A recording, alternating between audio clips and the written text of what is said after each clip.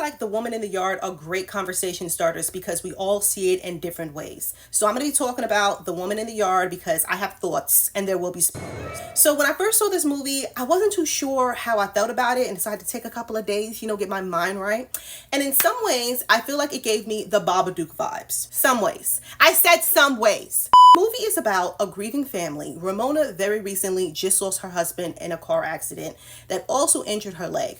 So she's left to care for their children, Taylor and Annie, and the kids clearly really need their mom, but unfortunately, Ramona is struggling mentally. Next thing you know, just like the title says, there's a woman in the yard.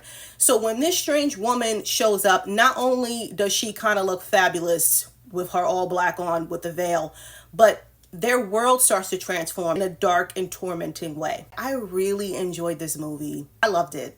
Hear me out. So first off, visually, the movie is stunning. The cinematography is gorgeous. I also love the way the movie plays with shadows. Again, there's going to be spoilers, okay? The woman in the yard, she can control her shadows and it affects things around her. And even though they only had a cast of 4, I feel like they all did an amazing job. I mean, I have eyeballs, okay? I can see. And as usual, Danielle Deadwyler, she blew me away. I love her in almost everything that she's in. Not only that, I'm the kind of person that doesn't watch trailers majority of the time. And with this particular movie, I wanted to go in blind. So I was just in love with the poster. I knew the synopsis and I knew nothing else. So to me, this one is a slow burn psychological horror thriller that explores depression, grief, and guilt, which isn't new when it comes to horror, right?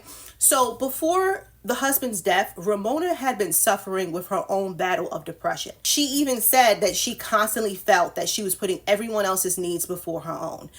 That includes the kids, her husband, the chickens, because they live on a farm, the dog, everybody before her. I like my horror simple, and that's exactly what this movie is. This one had such a slow build up with not much going on, and Ramona, the parent, the only provider, does not have the will to do things that seem so simple, like get out of bed, be around her kids, call the electric company, or pick up food from the grocery store.